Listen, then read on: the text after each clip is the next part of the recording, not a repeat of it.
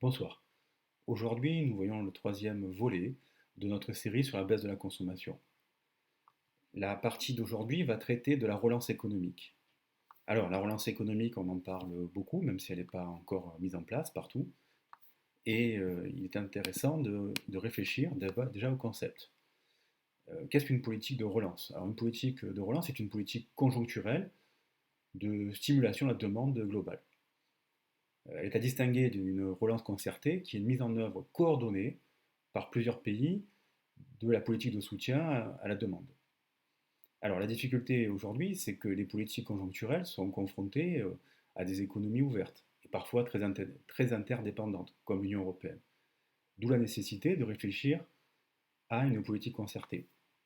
Alors le premier élément de notre réflexion est de s'interroger au milliard. Alors c'est vrai qu'on pourrait faire la liste des milliards annoncés, 5 milliards de plus pour la recherche en France, 2000 milliards peut-être pour les États-Unis, peut-être 5000 pour l'Europe. Mais le plus intéressant, c'est pas de réfléchir au nombre de milliards, mais au choix. Alors, récemment, le président américain a annoncé qu'une aide de 1200 $ serait donnée pour chaque personne vivant seule aux États-Unis, touchée par le chômage. Je rappelle qu'il y a 10 millions de chômeurs aux États-Unis depuis le coronavirus. 2400 $ pour un couple marié et 500 $ pour enfants à charge. Donc là, on voit que ce choix fait penser à un concept qui est le concept de la monnaie hélicoptère. Le concept de la monnaie hélicoptère, nous le traiterons demain ou après-demain dans une nouvelle vidéo.